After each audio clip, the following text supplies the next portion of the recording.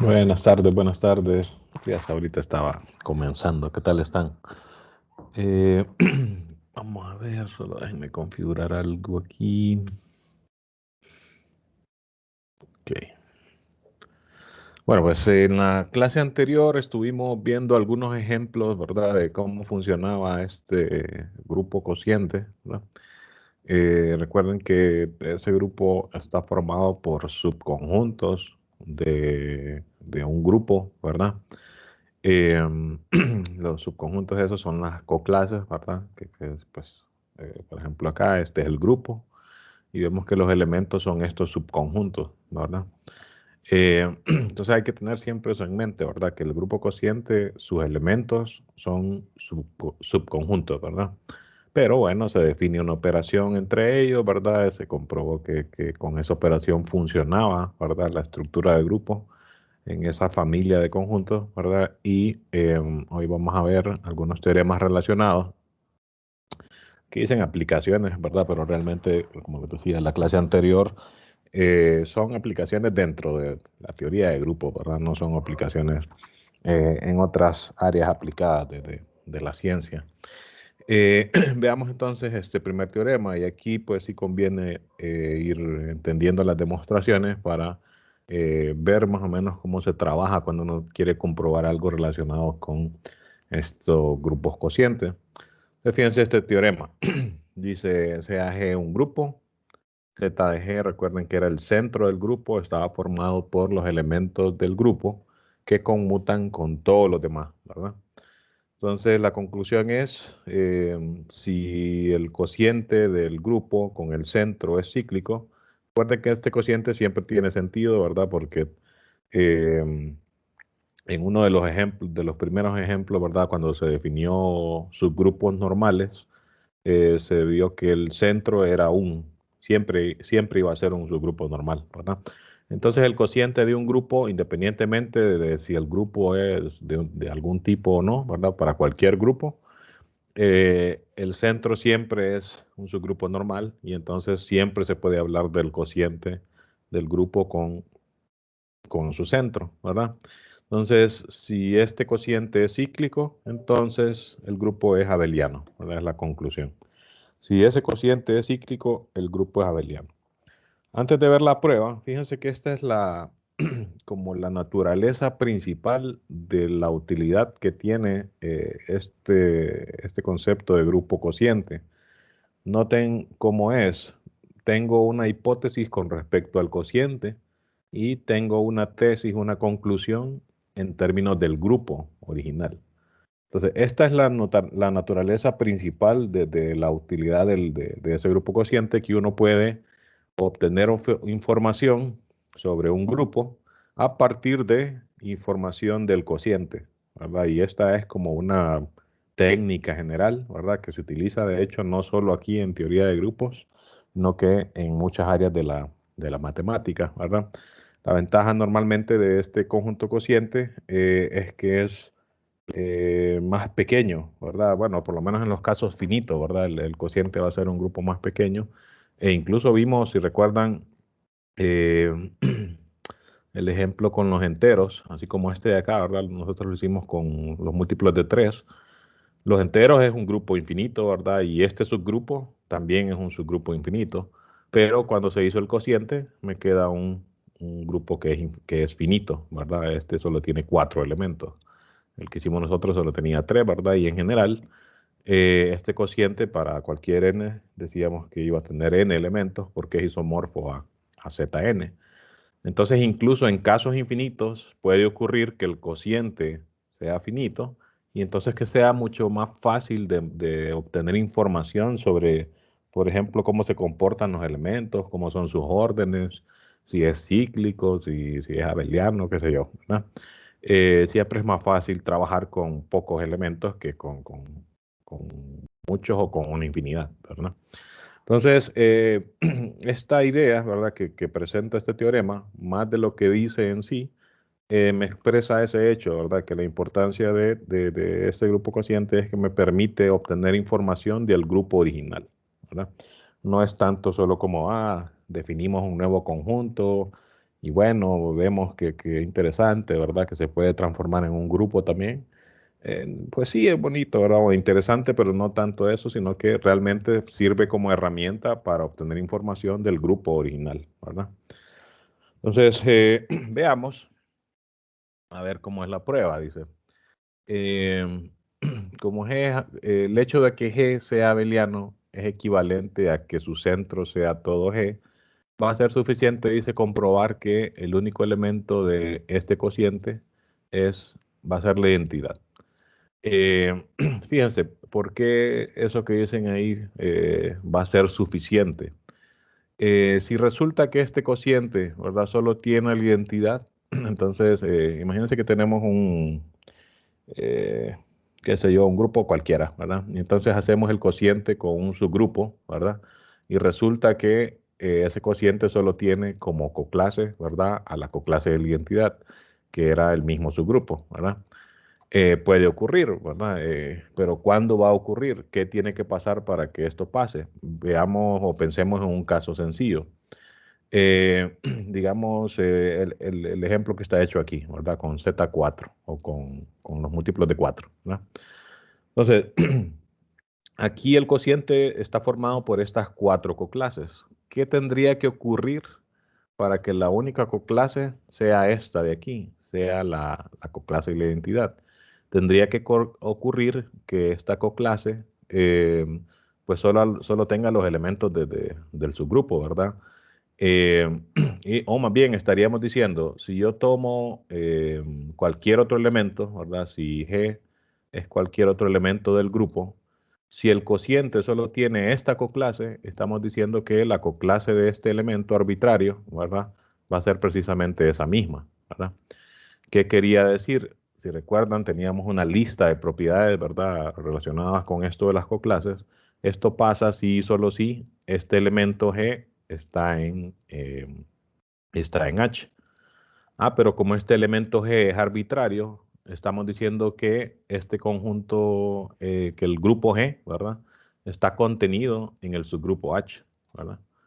Y como H es un subgrupo, pues H está contenido en G, ¿verdad? Y si se dan las dos contenencias, si este está contenido en este y viceversa, entonces esto implica que pues el subgrupo realmente tiene que ser todo G, ¿verdad? Entonces, si el cociente, ¿verdad? De un grupo con un subgrupo me resulta solo en el grupo trivial que solo tiene la identidad, pues eso va a implicar que realmente ese subgrupo tiene que ser todo el grupo original, ¿verdad? O sea que esto realmente sería el cociente de G consigo mismo, ¿verdad? Pues no hay problema, ¿verdad? Porque no hay problema con hacerlo, porque para hacer el cociente, pues tenemos que verificar que el subgrupo que tenemos es normal. Uno de todos los subgrupos de un grupo, ¿verdad? Es el mismo, ¿verdad? Y noten que aquí, pues, eso va a ocurrir, ¿verdad? Vamos a ver. Sí, sí, si uno quiere chequear que las coclases, digamos, de izquierda, ¿verdad? Con respecto a un elemento, coincide con las coclases derechas. Lo que pasa es que esto se va a cumplir trivialmente porque si este es cualquier elemento de G, ¿verdad? Entonces cualquier elemento de G por otro elemento de G me va a dar otro elemento de G. Entonces realmente estas coclases son todo el grupo, ¿verdad? Entonces se va a cumplir esta igualdad. Y esto también, ¿verdad? Va a ser todo el grupo. Y entonces sí es cierto que las coclases izquierdas coinciden con las coclases derechas. Entonces, en base a esto es que está dicho ese comentario ahí, ¿verdad? Que dicen, el hecho de que G sea abeliano es equivalente a que su centro sea todo G. Entonces si nosotros comprobamos que el cociente me da la identidad, estaríamos diciendo que ese subgrupo realmente es todo G. Pero si el centro es todo G, entonces significa que G es abeliano, ¿verdad? Porque por la definición del centro, ¿verdad? Recuerden, este era el conjunto de todos los elementos de G que conmutan con todos los elementos de G, ¿verdad? Entonces si resulta que el grupo, que el centro es todo el grupo, pues quiere decir que el grupo es abeliano, ¿verdad? Porque solo ahí es que pasaría que todos los elementos conmutan con todos los demás, ¿verdad? Bueno, entonces eso es lo que se va a comprobar, que el cociente está formado solamente por la única coclase, ¿verdad? Que sería la coclase de la identidad, ¿verdad? Bueno, entonces dice, para ello, denotemos entonces, vamos a ver, por hipótesis aquí, se tiene que el cociente es cíclico, ¿verdad? Bueno, como es cíclico, por hipótesis, entonces significa que está generado por algún elemento, ¿verdad? Entonces aquí eso es lo que están utilizando, ¿verdad? Sea el cociente, el grupo generado por uno de los elementos del cociente. Noten, esto es una coclase, ¿verdad? Una coclase con respecto al subgrupo Z de G, ¿verdad? Sea A cualquier elemento de G. Bueno, dice, entonces existe un entero Y, dice, tal que la coclase de A se puede escribir como una potencia del generador. Recuerden que el grupo cíclico generado por un elemento es el conjunto de todas las potencias, ¿verdad? De ese elemento. Entonces, si yo estoy asumiendo que ese cociente es cíclico, significa que cualquier coclase que yo tome, así como esta, va a poder ser escrita como una potencia de el generador, ¿verdad? Y eso es lo que están diciendo aquí.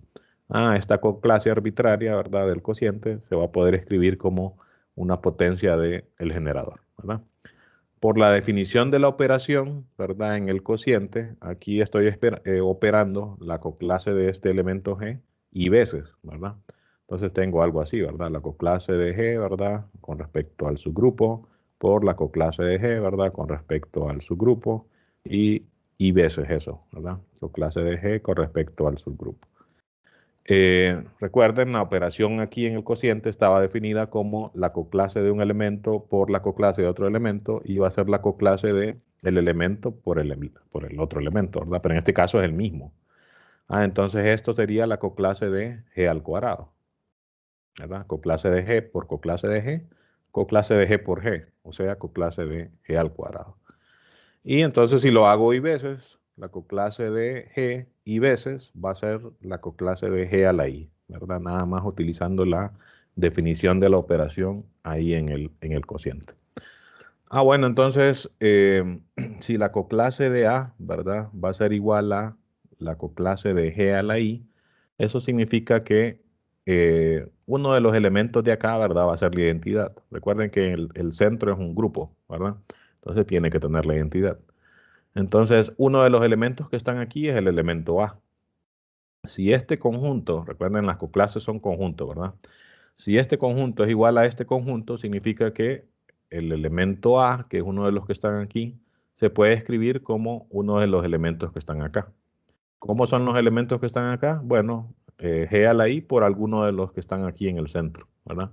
Entonces, por eso aquí dicen, el elemento A, que es uno de los que están aquí, va a ser igual a G a la I por alguno de los elementos que están aquí en Z de G, que le llaman Z, ¿verdad?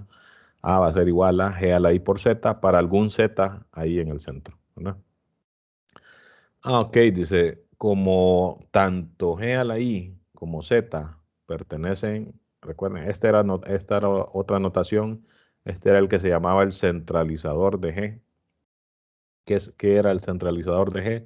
Era parecido al centro. El centro era el conjunto de los elementos de G que conmutan con todos los elementos de G. Y este era un poco más estricto. Este era el conjunto de los elementos de G que conmutan con G. Solo con G en particular, no con todos los demás, sino que con G en particular.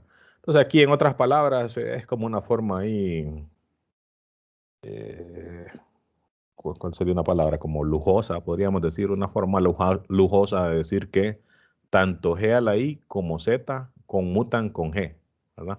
Esta oración, ¿verdad? Bien se pudo haber reescrito diciendo, como G a la I y Z conmutan con G, en vez de decir como G a la I y Z pertenecen al centralizador de G, es lo mismo realmente, ¿verdad?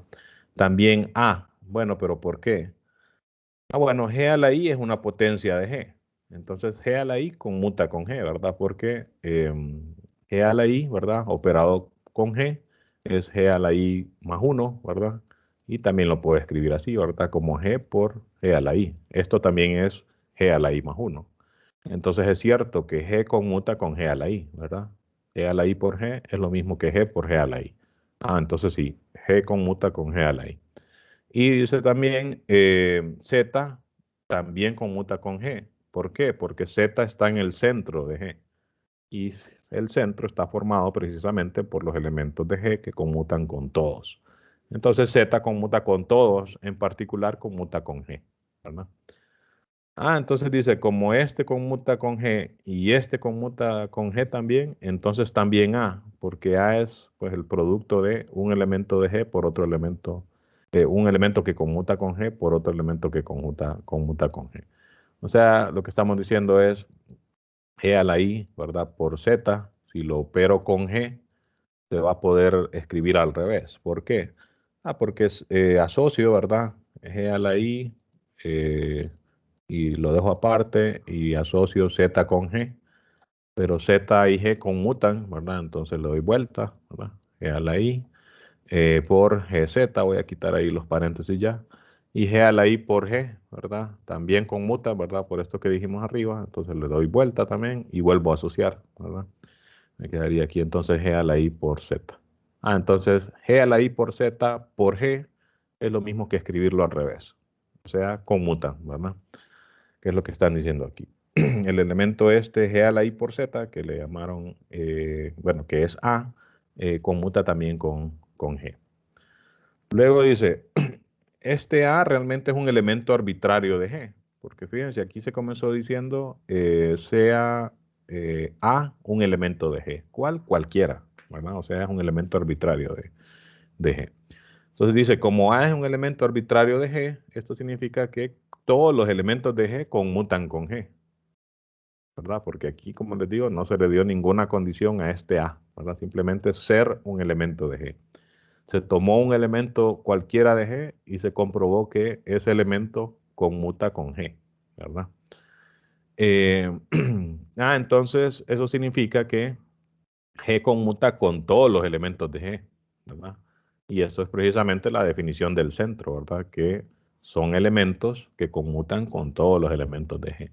Es decir, ese G, ¿verdad? Es un elemento del centro, ¿verdad? Si G está en el centro, entonces la coclase de G, ¿verdad? Va a ser el centro, ¿verdad? Eso lo habíamos dicho también anteriormente en los ejemplos, ¿verdad? Que todo elemento que está en una coclase, por ejemplo, todos estos aquí, la coclase del 0 va a ser la misma del 4, va a ser la misma del 8, la del menos 4, la del menos 8, porque todos estos elementos están aquí, ¿verdad? Entonces, así como aquí escribimos coclase del 0, pudimos haber escrito coclase del 4 o coclase del 8 o de cualquier otro elemento que está aquí, ¿verdad? Entonces, en este caso, ¿verdad? Como G, estamos diciendo, es un elemento del centro, la coclase de él va a ser precisamente el conjunto, ¿verdad? Porque G es uno de los que están ahí, ¿verdad? Eh, entonces eso lo que significa es que esta es la única coclase que hay, ¿verdad? No van a haber más, porque estamos diciendo que para cualquier elemento, ¿verdad? La coclase de ese elemento va a ser precisamente la coclase del centro, ¿verdad? Y ese entonces va a ser el único elemento que va a estar ahí. O sea que el cociente solo está formado por la coclase de la identidad, ¿verdad? O sea, el elemento de identidad, y pues eso era lo que se quería comprobar, ¿verdad? Que solo tiene a ese elemento, por tanto, ese elemento, ese conjunto, ¿verdad? Ese subgrupo, tiene que ser todo el grupo, así como les había mencionado aquí en general, ¿verdad? Si el cociente solo tiene como elemento a la coclase y a la entidad, eso va a implicar al final, ¿verdad? Que ese subgrupo H, ¿verdad? Tiene que ser el mismo E, ¿verdad? Y eso es lo que se está comprobando ahí, ¿verdad? Que este subgrupo Z de G tiene que ser el mismo G. Pero si Z de G es G, significa que todos los elementos de G conmutan con todos los elementos de G, ¿verdad? O sea, que G es abeliano, ¿verdad? Que era lo que se quería comprobar, ¿verdad? Entonces, fíjense, algunas herramientas que se utilizan acá es, por ejemplo, como por hipótesis aquí se asume que el grupo cociente es cíclico. Bueno, la definición de grupo cíclico es que es el conjunto de potencia, ¿verdad?, de algún elemento, y lo denotábamos así, ¿verdad?, como el grupo generado por uno de los elementos que están ahí. Como por ahora no sabemos cuántos elementos tiene este cociente, pues tomamos uno arbitrario, ¿verdad? Decimos, ok, el cociente va a estar generado por alguna coclase. ¿Por cuál? No sé, ¿verdad? al final concluimos que realmente está generado por esta coclase, ¿verdad? Pero esta coclase es la coclase de la identidad. Entonces, en el cociente, este elemento funciona como la identidad, ¿verdad? Y estamos diciendo, el grupo este está generado por la identidad, pero las potencias de la identidad, ¿verdad? La identidad por la identidad, no importa cuántas veces la opere, siempre me va a dar la misma identidad, ¿verdad? Eh, ¿Qué otras cosas se utilizaron aquí? Fíjense acá, son importantes, les había mencionado anteriormente, tener esa lista de propiedades que estaban aquí en el capítulo donde se definieron las coclases, ¿verdad? El teorema este, ¿verdad? Es bastante útil, ¿verdad? Estas propiedades que están aquí. Por ejemplo, ahí utilizamos esta, ¿verdad? La coclase de un elemento es el subgrupo, si y solo si ese elemento está en el subgrupo. Esa se utilizó ahí, por ejemplo. Y como les digo, es bueno tenerlas presentes, ¿verdad? Cuando uno quiere ya sea entender estas demostraciones o hacer alguna, ¿verdad? Si algún ejercicio me pide comprobar algo relacionado con el cociente, ¿verdad? Entonces siempre, como el cociente está formado por coclases, esas propiedades de coclases que están aquí son bastante útiles, ¿verdad? Fíjense, aquí hacen unos comentarios que son bastante importantes, estos de aquí, que están en este párrafo después del teorema. Fíjense, dice, la prueba realmente me dice que podemos mejorar un poco este resultado. Si el cociente de G con H es cíclico, donde H es un subgrupo del centro, entonces G es abeliano. O sea, si aquí en vez de poner el centro hubiésemos puesto algún subgrupo del centro, entonces todo esto va a funcionar exactamente igual, ¿verdad? Solo que se trabajaría con elementos de un subgrupo del centro, ¿verdad? Pero si es un subgrupo del centro, satisfacen las mismas condiciones, ¿verdad? Que son elementos que conmutan con todos los demás. Uno repite esta demostración, en vez de el centro, pone un subgrupo del centro y pues va a funcionar exactamente igual, ¿no? Segundo, dice, en la práctica, la contrapositiva del teorema se usa como que más que así como está planteado. O sea, si utiliza más, la contrapositiva sería el cociente cíclico, entonces G es abeliano, contrapositiva sería la negación de esto. Si G no es abeliano, entonces el cociente no va a ser cíclico, ¿verdad? Esa sería la contrapositiva, ¿verdad? Si G no es abeliano, la negación de la conclusión, entonces el cociente no va a ser cíclico, la negación de la hipótesis, ¿verdad? Y aquí dan un caso en particular. Por ejemplo, dice, se sigue inmediatamente de este teorema y del teorema de Lagrange que un grupo no abeliano que tiene orden P por Q, donde P y Q son primos, debe tener centro trivial. Si tenemos un grupo que no es abeliano y es de orden P por Q, donde P por Q es primo, bueno, no es abeliano, ¿verdad? ¿Qué significa? Que este cociente no va a ser cíclico, ¿verdad? Y entonces dice, tiene que tener centro trivial. Porque si este no es cíclico, ¿qué va a pasar? Como el grupo ese no es abeliano, entonces no puede ocurrir esto que dijimos aquí, ¿verdad?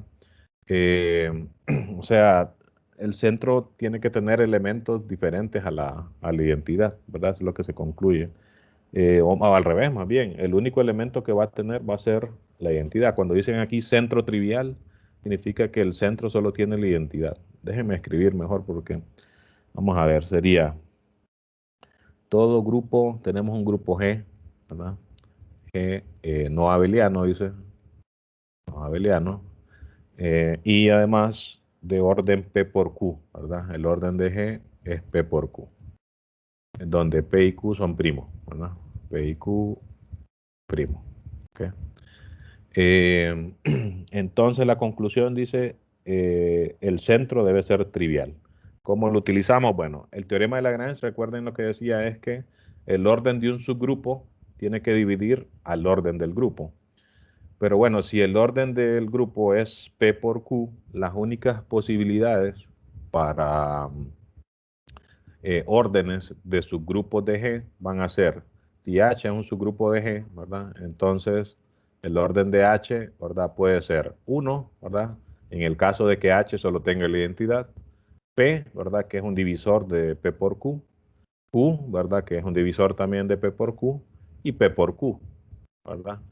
Si es este caso, pues entonces realmente H sería todo G. Ah, bueno, pero si G no es abeliano, eh, esto no se está cumpliendo, ¿verdad? Es la negación de esto. Si G no es abeliano, bueno, entonces este cociente no va a ser cíclico, ¿verdad? Como G no es abeliano, entonces el cociente de G con el centro no es cíclico, ¿verdad? No es cíclico. ¿Qué significa? Que este cociente, ¿verdad? No va a estar generado por algún elemento en particular. Además, ¿cómo sería el orden de este grupo? Bueno, como es finito, podemos utilizar aquella propiedad que decía que el orden del cociente, ¿verdad? Escribirlo así, el orden del cociente va a ser la división, ¿verdad? Del orden de G entre el orden del subgrupo, ¿verdad? Ok, pero este orden de este subgrupo, fíjense, como este no es cíclico, entonces este no puede ser P, ¿verdad? Porque si tuviera orden P, sí podría ser cíclico, ¿verdad? El grupo. Eh, si fuera Q, ¿verdad? Que es otra de las posibilidades, ¿verdad? Para el subgrupo. Entonces, si este fuera Q, el orden del cociente sería P, ¿verdad? Porque aquí, imagínense que este es Q, ¿verdad? Entonces aquí tendríamos P por Q entre Q, ¿verdad? Si fuera este Q. Pero si este fuera así, entonces esta división se me cancela el Q y me quedaría P. El cociente sería de orden P, pero por propiedades que hemos visto anteriormente, sí es posible que un grupo de orden primo, ¿verdad? Me dé cíclico. Y de hecho creo que lo habíamos dicho, yo ahí la memoria no me funciona tan bien. Yo creo que habíamos dicho que cualquier grupo de orden primo tenía que ser cíclico, ¿verdad? No recuerdo. Vamos a ver, me voy a regresar a ver si lo hallo rapidito. Me parece que teníamos algún teorema así. Debería recordarlo porque es algo bastante fuerte, ¿verdad? Ujú. No, por acá no veo nada. No, déjenme darle con buscador. Prime order. A ver si encuentro algo así. Orden primo. Eh, no encontré. Primer puse aquí. Prime.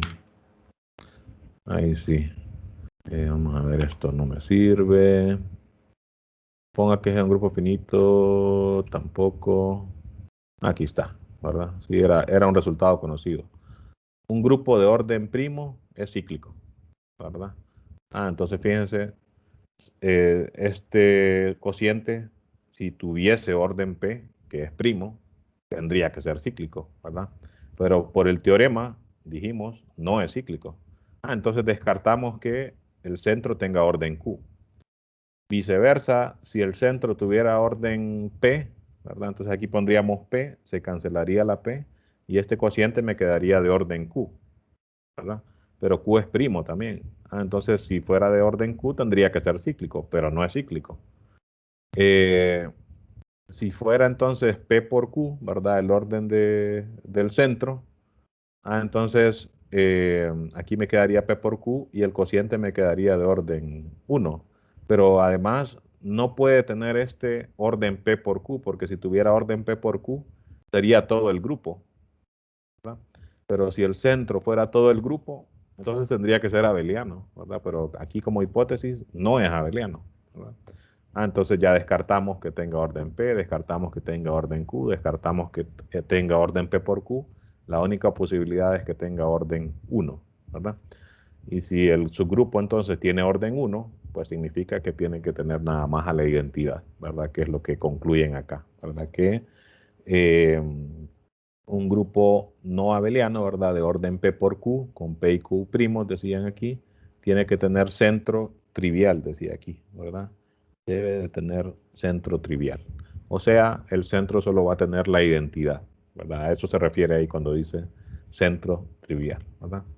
Y bueno, otra hipótesis que seguramente se comprueba así con análisis similares a esto, ¿verdad? Noten que siempre hay casos en los que se ocupan propiedades anteriores. Por ejemplo, yo ahorita no recordaba esa que los grupos de orden primo tienen que ser cíclicos, ¿verdad? Entonces, ese tipo de cosas, recordarlas a veces le ayudan bastante a uno para comprobar cosas, ¿verdad? Tercero dice, si el cociente es cíclico, entonces debe de ser trivial. Habría que ponerse a escribir, ¿verdad? Si el cociente es cíclico, debe de ser trivial, o sea, solo tiene que tener a la identidad. Ah, bueno, pero eso más bien es por lo que se dijo aquí, ¿verdad? Que eh, las coclases realmente solo van a estar formadas por el centro, pero como ese es el generador, ¿verdad? El centro entonces, que es el elemento identidad del cociente, las potencias aquí realmente solo me van a dar la identidad, ¿verdad? Identidad por identidad, identidad siempre, ¿verdad? Ah, entonces ese cociente solo va a tener a la identidad, ¿verdad? Y a eso se refiere aquí con que el cociente, si el cociente es cíclico, solo va a tener a la identidad, ¿verdad? Porque eh, la única coclase que va a estar ahí es la identidad y como es cíclico, las otras que van a estar realmente solo serían potencias de la identidad, ¿verdad? O sea que de aquí como que se sacan varios corolarios automáticos, ¿verdad? A partir de este teorema, ¿no? Ok, aquí bueno, es algún ejemplo, se los voy a dejar ahí como lectura. Veamos este otro. El cociente de G con el centro de G dice que es isomorfo siempre al grupo de automorfismos interiores de G. Recuerden que este grupo lo vimos, ¿a dónde estaba ese? Creo que era aquí, cuando vimos isomorfismo, ¿verdad? Vamos a ver si no me falla la memoria en eso. Aquí estaban los automorfismos. Y aquí estaban los automorfismos interiores, ¿verdad?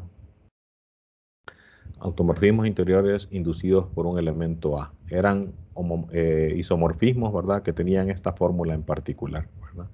Y la simbología que se utilizaba era esta, ¿verdad? In de G, el conjunto de los automorfismos interiores de G, ¿verdad? Ok, entonces dice ese teorema que ese cociente que estábamos viendo en el teorema anterior siempre es exactamente isomorfo o es prácticamente exactamente igual al grupo de automorfismos de G, ¿verdad?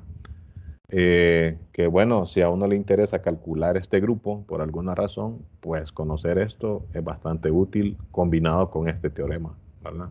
Porque se podría concluir, por ejemplo, así como en el último caso, esta última conclusión, que si ese cociente es cíclico, entonces tiene que ser trivial, o sea, solo va a tener la identidad. Y según esto, entonces, este grupo de automorfismos solo tendría la identidad también, ¿verdad? Por ser isomorfo. Bueno, si queremos verificar que dos grupos son isomorfos, lo que hay que ver es que existe una función, ¿verdad? Biyectiva y que además preserva la operación, ¿verdad? Entonces, aquí dicen, bueno, la función que nos va a hacer el trabajo es esta función, ¿verdad? La función que a la coclase de G con respecto al centro le asigna esta función que esta era la fórmula, ¿verdad? La que acabamos de ver ahí en la definición, ¿verdad? Phi sub G de X es G por G inverso, ¿verdad? O sea, esta es una función, ¿verdad? Entonces noten que esta función toma una coclase, que es un elemento del cociente, y me regresa como resultado uno de esos automorfismos interiores, ¿verdad? O sea que tiene como rango o codominio a este otro grupo, ¿verdad? Entonces aquí lo que afirma es que esta función cumple con todos los requisitos, ¿verdad? Es 1 a 1, es sobre y preserva la operación, ¿verdad? Ok, se comprueba primero que está bien definida. Este es uno de los casos donde les digo que cuando uno ve una fórmula, normalmente uno asume que es una función, ¿verdad? Pero siempre que se esté trabajando con el cociente, existe como la duda porque, especialmente por el hecho de que cada coclase puede tener varios representantes, ¿verdad? Y en general casi siempre va a ser así. Entonces uno dice, bueno, pero si yo aquí cambio el representante, ¿será que si esto va a ser una función, será que me va a regresar el mismo resultado? Porque si me da otra cosa, entonces realmente no es una función. Habrían diferentes imágenes para un solo elemento, ¿verdad? Entonces aquí por eso se verifica eso primero. Para ello dice, asumimos que dos elementos en el dominio, ¿verdad? Que es el cociente, son iguales. Recuerden que para verificar, les había dicho antes, que algo es una función, viene siendo como al revés que cuando uno verifica que es uno a uno, ¿verdad? Entonces se toman dos preimágenes iguales y se comprueba que las imágenes van a ser iguales, ¿verdad? Entonces fíjense, se toman dos elementos en el dominio, ¿verdad? Que es el cociente, y se verifica que sus imágenes, ¿verdad? Que son estas, son iguales, ¿verdad? Bueno, si esta igualdad se da, nuevamente uno se va allá a las propiedades de las coclases. Déjeme ver, estoy en la página 181 para sacarlas, ¿verdad? Y ver cuál es la propiedad que se está utilizando.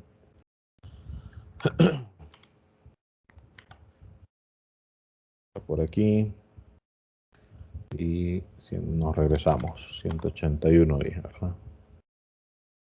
Ok, entonces veamos cuál de estas propiedades se está utilizando aquí. Están diciendo la coclase de G es igual a la coclase de H y dice, entonces eso significa que H inverso por G, que son los dos elementos que están aquí, pertenecen a Z de G. Bueno, veamos la propiedad que dice eso aquí es cuál.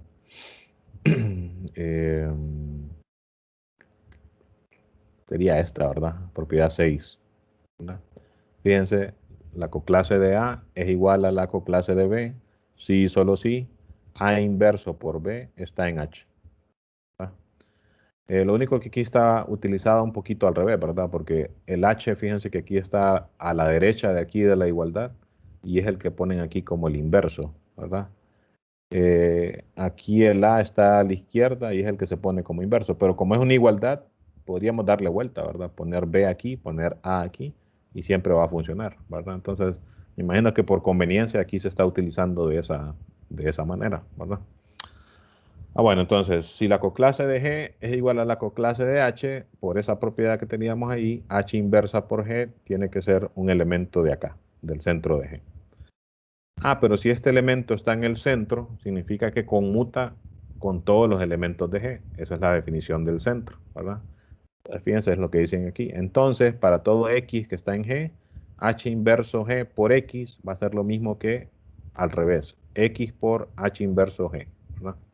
¿Por qué? Porque estamos diciendo que H inverso G, H inverso por G, está en el centro. O sea, conmuta con todos los X de G, ¿verdad? Y se está utilizando eso acá. Ok, pero entonces se hace como un despeje aquí, ¿verdad? Noten, se está multiplicando porque eh, sería por el inverso de G a la derecha, para quitar esta G de aquí, ¿verdad? Multiplico por el inverso de G a la derecha y se está quitando también esta H inversa de aquí, ¿verdad? Entonces se multiplica por H a la izquierda, ¿verdad? Multiplico por H para cancelar esta de aquí, pero me va a quedar acá. Entonces aquí me va a quedar H por X por H inversa, este se cancela, ¿verdad? Y aquí como cancelamos este, me va a quedar G por X por G inversa, que es lo que están diciendo aquí, ¿verdad? Pero observen que esto es precisamente la fórmula de estas funciones, ¿verdad? G por X por G inversa es precisamente lo que vale phi sub G, ¿verdad? Entonces aquí estamos diciendo, como esto funciona para cualquier X, estamos diciendo que phi sub G de X es igual a phi sub H de X para todo X. O sea que phi sub G como función es igual a phi sub H, ¿verdad? Que era lo que se quería comprobar para ver que es cierto que es una función, ¿verdad? Si se hace al revés, dice, como les decía, si uno hace ese argumento al revés, uno comprobaría que la función es 1 a 1. Entonces solo se escribe como al revés. Si phi sub g es igual a phi sub h, significa que estos son iguales para todo x en g. O sea, se hace este despeje, ¿verdad? Y eso implicaría que este elemento está en el centro. Pero si este elemento está en el centro, utilizando la propiedad de esta, ¿verdad? Otra vez, solo que al revés, de acá para acá, porque es un sí y solo sí, ¿verdad? Entonces utilizo esta propiedad y concluyo que estas dos coclases son iguales, ¿verdad? Entonces, haciéndolo en ese sentido, estaríamos viendo que la función es 1 a 1, ¿verdad? Asumo que dos imágenes son iguales y compruebo que las preimágenes son iguales. La función es 1 a 1, ¿verdad? Que es lo que dicen aquí. Dándole vuelta al argumento, vemos que t es 1 a 1, ¿verdad? Claramente dice que t es sobre, claramente porque aquí me están dando la fórmula, me están diciendo Si usted toma un automorfismo así, phi sub g, su preimagen es esta, ¿verdad? Ya eso ya lo hemos visto varias veces, ¿verdad? Que ya cuando uno le dan la fórmula de una función, pues prácticamente ahí me están diciendo cuáles son las imágenes, cuáles son las preimágenes, ¿verdad? Y por último, entonces ya tenemos 1 a 1, ya tenemos que sobre, ya vimos que es una función de verdad, y entonces solo falta ver que se preserva la operación, ¿verdad? Bueno, para ver que eso pasa, entonces esto también se había dicho cuando se habló de este grupo de automorfismos interiores, o de los automorfismos en general, ¿verdad? Que la composición de ellos funcionaba de esta manera, ¿verdad? Y entonces este phi sub g sería la imagen de g, este phi sub h sería la imagen de h de la coclase de h, ¿verdad?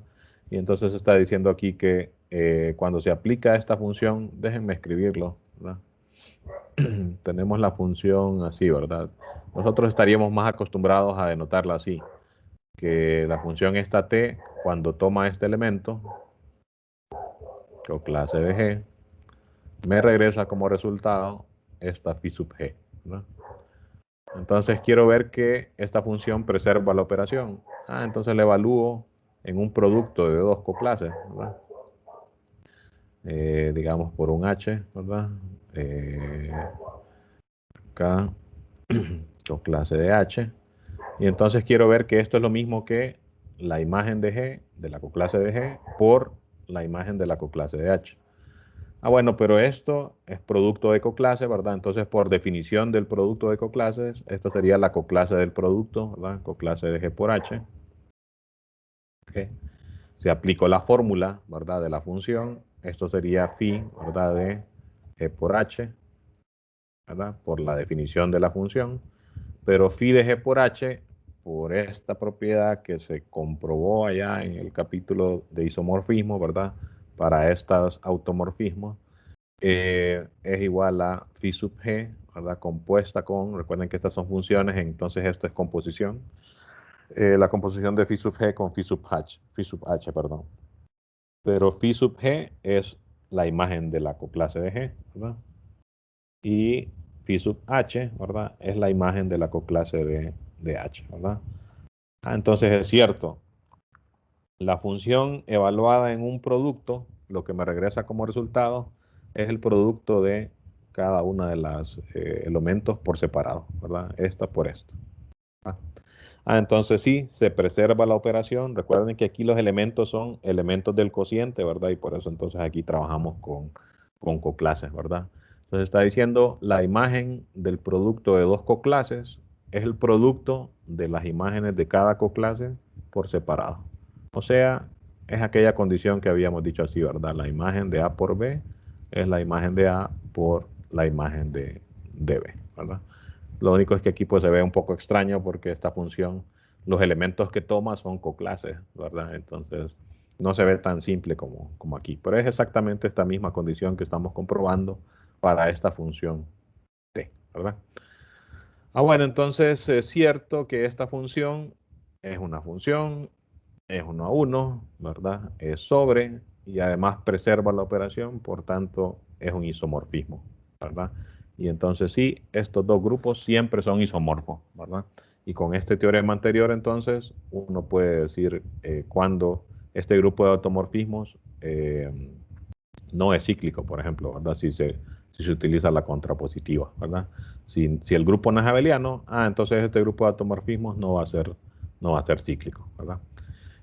Hay situaciones bien específicas como en los ZN, aquí hacen un ejemplo bien como rebuscado, pero en los ZN, si recuerdan, habíamos dicho que ese grupo de automorfismos interiores era isomorfo a U sub n, ¿verdad? Y creo que estaba en este mismo capítulo 6, déjenme buscarlo rapidito. Aquí, ¿verdad? El grupo de automorfismos de ZN era isomorfo a U sub n. Entonces, con este teorema, por ejemplo, podemos sacar información para poder decir cuándo U sub n es cíclico, por ejemplo, ¿verdad? Recuerden que Zn es cíclico, ¿verdad? Pero U sub n no necesariamente, ¿verdad? Entonces, combinando este teorema con ese otro nuevo, pues ya podemos decir, por ejemplo, si tenemos suficiente información, ¿verdad? Podemos concluir cuándo ese U sub n va a ser cíclico, ¿verdad? Aquí hacen un ejemplo ya más rebuscado, ¿verdad? Es con D6. D6, recuerden, es el equivalente a D4, ¿verdad? Pero para un polígono, para un hexágono, ¿verdad? Polígono de 6 lados. Y hacen ahí, pues se los dejo ahí que lo lean a ver qué tanto se concluye ahí. Y bueno, vamos a terminar con este teorema. Aquí fíjense que hay como que otra parte del capítulo, y esta pues no la vamos a trabajar. Nuevamente es una de esas secciones que no es importante, pero no la ocupamos para avanzar, ¿verdad? Aquí, si recuerdan, nosotros en este capítulo 8 hablamos de productos directos externos. Y de hecho, antes de ver esta prueba, solo voy a hacer un comentario acá. Observen que estos productos directos internos, esta es la definición, observen que la notación que utilizan es la notación que nosotros utilizamos normalmente para hablar del producto cartesiano. Tengan cuidado porque fíjense que la definición no es estrictamente solo el producto cartesiano, pero hay razones para utilizarla, porque aquí fíjense, este capítulo se comprueba o se concluye más bien viendo que bajo ciertas condiciones, ese producto directo interno es isomorfo al producto directo externo. Y recuerden que este era el que habíamos dicho que era prácticamente el producto cartesiano, ¿verdad? Si son isomorfos, entonces ahí sí como que da igual utilizar este símbolo, ¿verdad? Porque este es el que utilizamos nosotros normalmente para el producto cartesiano. Pero dice que son isomorfos, no es que son exactamente iguales, sino isomorfos, ¿verdad? Entonces, aquí el único comentario es que por si más adelante en alguna parte ven este símbolo, ¿verdad? No representa aquí exactamente el producto cartesiano como estamos acostumbrados a verlo, sino que representa esta condición, ¿verdad? Eh, Tengo dos grupos, ¿verdad? Decimos que G es el producto directo de esos dos, ¿verdad? Si son normales y se satisfacen estas otras dos condiciones, ¿verdad? Entonces noten que es algo, pues, como bien específico, ¿verdad? Para que se cumpla esta definición, ¿verdad? Entonces, nada más eso, ¿verdad? Esta parte de aquí de productos directos internos no la vamos a trabajar. Como les digo, no es porque no es importante, de hecho, este concepto es importante para ese problema de clasificar grupos, ¿verdad? Pero, como les digo, para lo que queremos cumplir en el curso, pues no es necesario, ¿verdad? Vamos a poder avanzar sin necesidad de trabajar estos conceptos, ¿verdad? De hecho, de lo que yo les hablo normalmente es de lo que obligatoriamente se ocupa para poder avanzar, ¿verdad? Ok, veamos entonces dice teorema de Cauchy para grupos abelianos, sea G un grupo abeliano finito, P', P un primo que divide al orden del grupo. Entonces G tiene un elemento de orden P. Fíjense que este teorema se parece al teorema fundamental de grupos cíclicos, que decía que para un grupo cíclico, para cualquier divisor, iba a existir un subgrupo de ese tamaño, ¿verdad? Entonces aquí este es parecido, dice, G es un grupo abeliano finito, P un divisor primo del grupo. Entonces el grupo tiene que tener un elemento de orden P. Si tiene un elemento de orden P, también tiene un subgrupo de orden P, ¿verdad? Que sería el grupo cíclico generado por él, ¿verdad? Entonces esto noten que es una especie de generalización, ¿verdad? De ese teorema que teníamos para grupos cíclicos, ¿verdad? Pero bueno, fíjense que en la prueba, si solo observan rápidamente, aquí se utiliza el concepto de cociente, ¿verdad? O sea que pues, era necesario entender el cociente para poder comprobar esto, ¿verdad? Veamos, dice, claramente dice, esta proposición es cierta para el caso en que G tiene orden 2. Porque todo grupo de orden 2 es cíclico, ¿verdad? Y entonces, si es de orden 2, pues automáticamente va a tener un elemento de orden 2, ¿verdad? Que es el generador, ¿verdad? Por ejemplo, en Z2, ¿verdad? El elemento de orden 2 en Z2 sería 1, ¿verdad? Bueno, entonces dice, vamos a probar el teorema usando inducción, ¿verdad? En el orden de G. Es decir, vamos a asumir que esto es cierto para todos los grupos abelianos que tienen menos elementos de G, ¿verdad? Menos elementos que G. O sea, si G tiene orden 10, Entonces vamos a asumir que esto es cierto para grupos que tienen orden 9 o menos, ¿verdad? O sea, grupos de orden menor que el orden de G.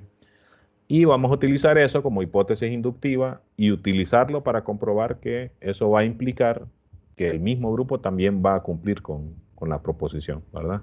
Que no es la inducción usual, ¿verdad? Pero es lo que le llaman aquí el segundo principio de inducción, ¿verdad? Que se asume una hipótesis para un subconjunto de los enteros, ¿verdad? Y se comprueba que a partir de esa hipótesis eh, la proposición funciona para todos los enteros, ¿no? Ok, G dice tiene elementos de orden P. Necesariamente tiene que tener elementos de orden P. ¿Por qué? Bueno, dice, si el orden de X es M, y M se puede escribir así, donde Q es primo, ¿verdad? M es un entero cualquiera, ¿verdad? Pero bueno, por propiedades de enteros, sabemos que cualquier entero lo podemos descomponer en factores primos, ¿verdad? Si es primo, pues ya estuvo, ¿verdad? Porque lo que lo que se está afirmando aquí es que el grupo tiene que tener elementos de orden primo. Entonces asumo bueno, que tengo un elemento que tiene algún orden, ¿verdad? En particular. No primo, porque si es primo, ya estuvo. Lo que quería ver es que el grupo tiene elementos de orden primo. Si el elemento no es de orden primo, bueno, lo puedo reescribir como un primo por otro número, ¿verdad? Por propiedades de enteros. Y entonces por propiedades de órdenes de los elementos, que eso lo vimos creo que por aquí en el capítulo 3, ¿verdad? Varias propiedades relacionadas con el orden. Bajo estas condiciones, entonces el orden de x a la n, ¿verdad? Que es este entero que quedó aquí, va a ser q, ¿verdad? Bueno, dice sea x, o sea, con esto, ¿verdad? En esta oración, lo que se está diciendo es que cualquier grupo necesariamente tiene que tener algún elemento de orden primo, ¿verdad? Si no, bueno, entonces descompongo, tomo un elemento que tiene otro orden, que no es primo necesariamente, pero por cómo funcionan los enteros, yo lo puedo descomponer como un primo por otro entero, y entonces el elemento que tiene orden este entero, elevado a la n, va a tener orden q, que es primo, ¿verdad? Entonces ya tengo un elemento de orden primo.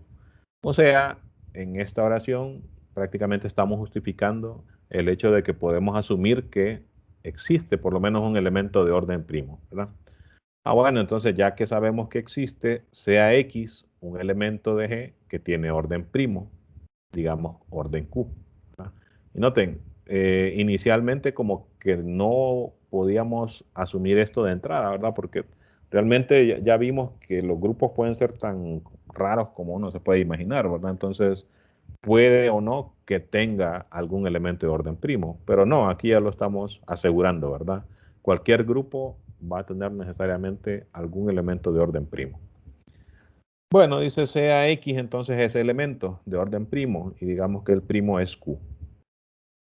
Si Q es igual a P, ya estuvo, porque entonces estaríamos diciendo ese X es el elemento de orden P que estoy buscando, ¿verdad?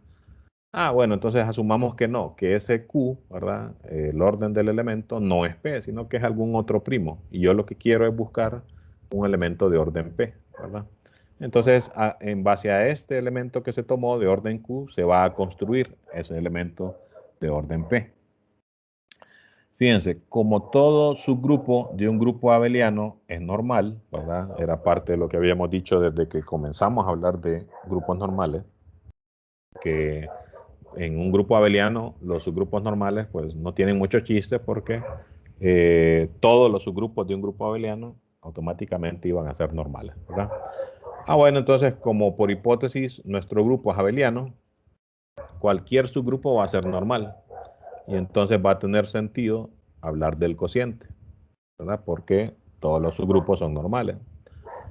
Ok, entonces tomo el elemento que escogí, ¿verdad? Que tiene orden Q y creo el grupo cíclico generado por él para tener un subgrupo, ¿verdad? Como el grupo es abeliano, entonces este subgrupo va a ser normal y este cociente tiene sentido, ¿verdad? Es un grupo, ¿verdad? Bueno, dice, este G barra, que es el cociente, también va a ser abeliano. Eso viene del hecho de que el grupo es abeliano. Si un grupo es abeliano, entonces automáticamente el cociente también va a ser abeliano, ¿verdad? Eh, entonces dice, el cociente va a ser abeliano y P divide al orden de, de ese cociente. ¿Por qué? Porque el orden del cociente, recuerden, era el orden del grupo entre el orden del subgrupo. Aquí el orden del subgrupo sería Q porque dijimos que X fuera un elemento de orden Q, ¿verdad? Entonces el grupo cíclico generado por él tiene orden Q también, ¿verdad? Entonces el orden de este cociente sería el orden del grupo entre el orden del subgrupo, ¿verdad? Que es Q. Entonces dice P tiene que dividir a este orden, ¿verdad? Vamos a ver por qué.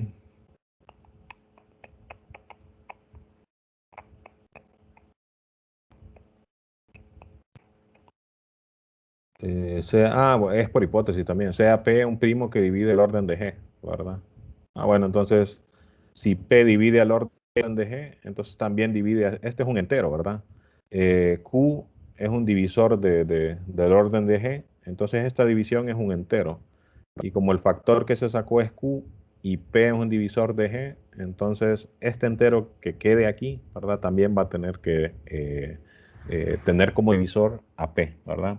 Es como que digamos, por ejemplo, ¿verdad? Que el grupo, ¿verdad? El orden del grupo es 100, por ejemplo. Tomo un primo que divide a 100, por ejemplo, 5. ¿Verdad? Este digamos que es el P, ¿verdad? Tomo otro primo distinto de este, ¿verdad? Que también tiene que ser un divisor, porque ese otro primo es el orden de algún elemento del grupo, ¿verdad? Bueno, otro primo que divide a 100, ¿verdad? Sería 2, por ejemplo. Digamos que Q es 2. Este Q entonces es el orden del subgrupo S, ¿verdad? Cíclico que estamos considerando, ¿verdad? Entonces el orden del cociente, ¿verdad? Entre el subgrupo, ¿verdad? En este caso particular sería 100 entre el orden del subgrupo, ¿verdad? 100 entre 2, 50. Y observen que el otro primo, ¿verdad? Es un divisor de este también, ¿verdad? De 50. Entonces eso es lo que se está diciendo ahí, solo que en general, ¿verdad? P es un divisor de G. Tomé otro primo que también es un divisor de G, ¿verdad? Por el teorema de Lagrange. Y entonces el cociente va a tener como orden el orden de G entre, ¿verdad? El orden del subgrupo que es Q. Este es otro entero, ¿verdad? Y ese otro entero tiene que tener eh, como divisor, ¿verdad? A P. ¿Verdad? Ok. G es abeliano, dice, y además tiene orden, el orden de G sobre Q, y P divide al orden de este otro elemento, ¿verdad? Entonces, por inducción, dice, eh, la hipótesis inductiva que teníamos es que el teorema se cumple para grupos que tienen orden más pequeño que el orden de G, ¿verdad? Entonces, fíjense, este cociente tiene orden más pequeño, ¿verdad? Que el orden de G, ¿verdad? Porque es el orden de G entre un primo, ¿verdad? Esta división forzosamente me va a dar un entero más pequeño que el orden de G, ¿verdad? Bueno, entonces a este grupo le aplica el teorema. ¿Por qué? Porque es un grupo finito, es abeliano y tiene como divisor al primo este P, ¿verdad? Fíjense, G barra es abeliano, ¿verdad? Es finito, tiene este orden y además P divide a su orden.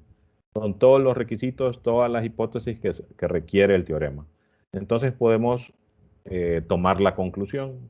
Sería que este grupo, ¿verdad? Cociente, tiene un elemento de orden P, ¿verdad? Eh, ok, entonces por inducción, el grupo G barra, el cociente, ¿verdad? Tiene un elemento de orden P.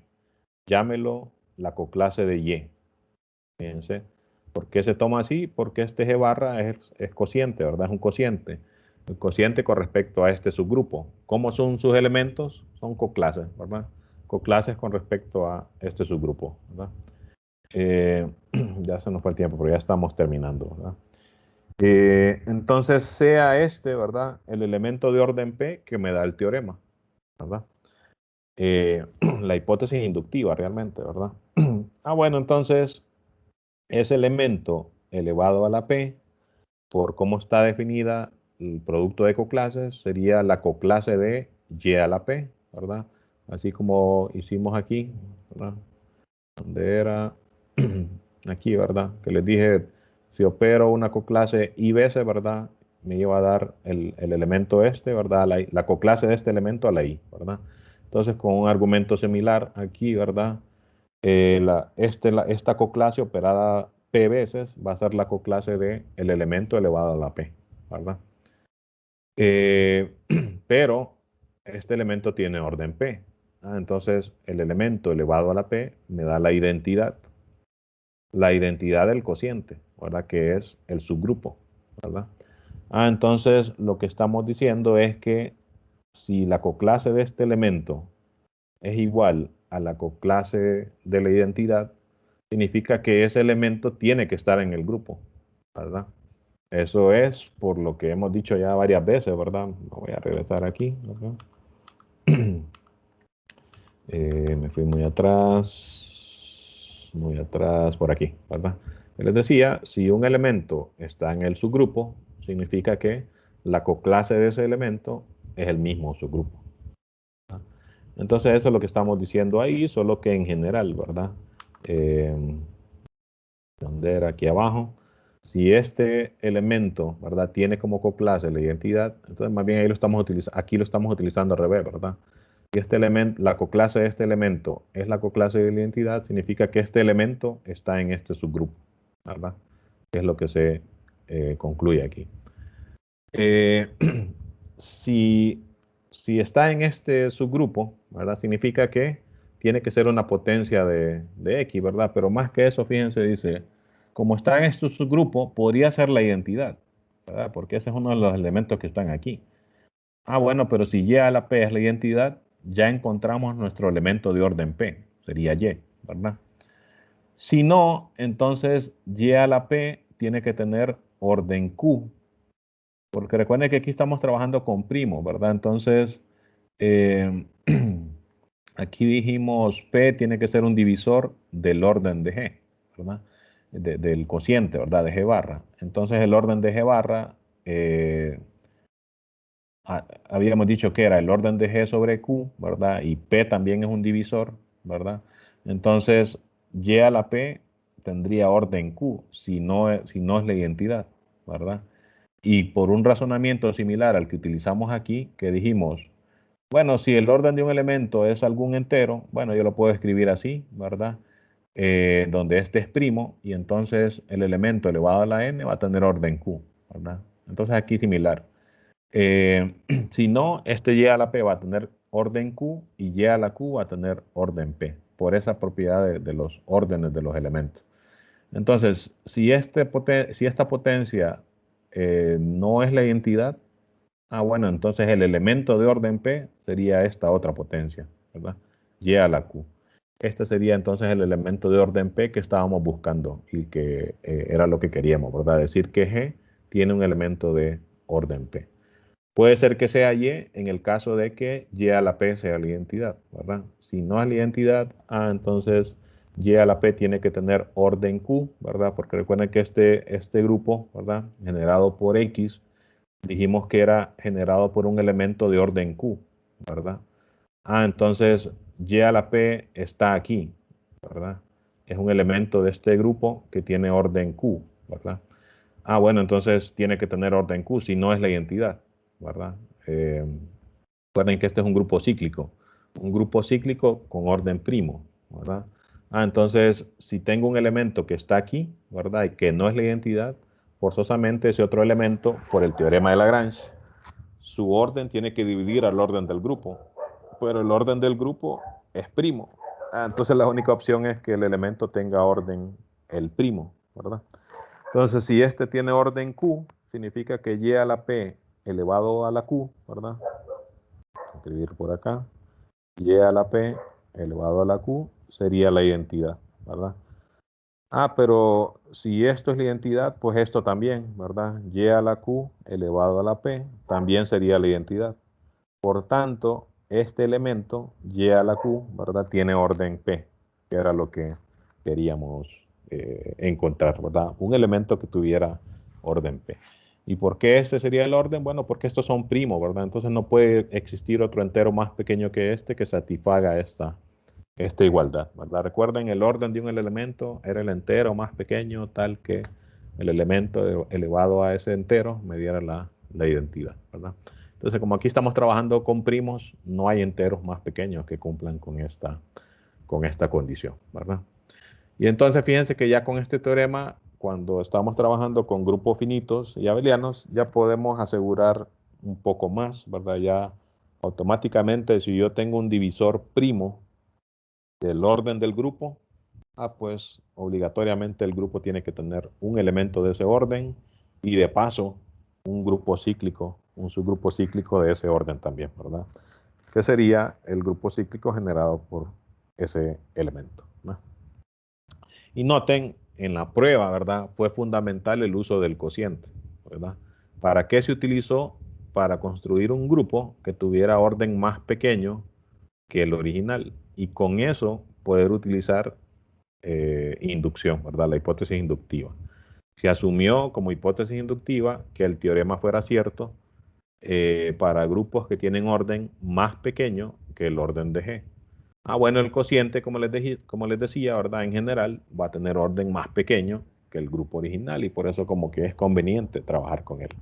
Y noten que incluso es conveniente en estos casos generales, ¿verdad? Que pues, no sabemos de qué grupo estamos hablando.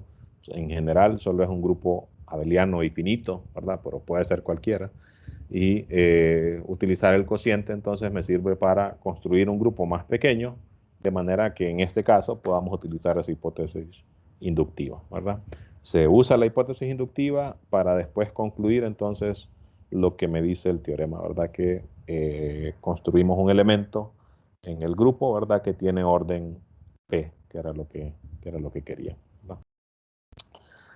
Ok, entonces fíjense, con esto terminaríamos este capítulo. Hasta aquí vamos a dejar este capítulo. Esto, como les digo, se los dejo ahí opcional. Sí les recomiendo que le den una ojeada, ¿verdad? Y que tengan ese cuidado con respecto a las notaciones que se utilizan acá, ¿verdad? Al final, como les decía, pues se concluye aquí que estos dos son isomorfos y entonces como que tiene sentido, ¿verdad? Que nosotros lo escribamos así. Pero no siempre, se dan condiciones aquí. Si un grupo es el producto interno directo de un grupo, de un número finito de subgrupos así, ¿verdad? Entonces el grupo es isomorfo a este otro producto, que era el que les decía que es prácticamente el producto cartesiano, ¿verdad? Entonces si es prácticamente el producto cartesiano, tiene sentido que se utilice este otro símbolo, que es el que siempre hemos utilizado para el producto cartesiano, ¿verdad? Solo eso es lo que sí quiero que tengan en mente sobre este tema que hablan aquí en esta última parte de este capítulo, ¿verdad? Entonces, de este capítulo, de acá hacia atrás, ¿verdad? Les voy a hacer la siguiente prueba para ver que entienden conceptos, ¿verdad? Relacionados con esto de los cocientes. Y seguramente entonces esa prueba sea, qué sé yo, ya sea el próximo jueves o el próximo viernes, ¿verdad? Eh, no sé si tienen alguna consulta sobre esto que hablamos hoy o cualquier otra cosa relacionada con la clase.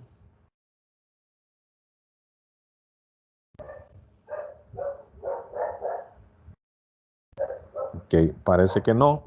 Bueno, pues los motivo a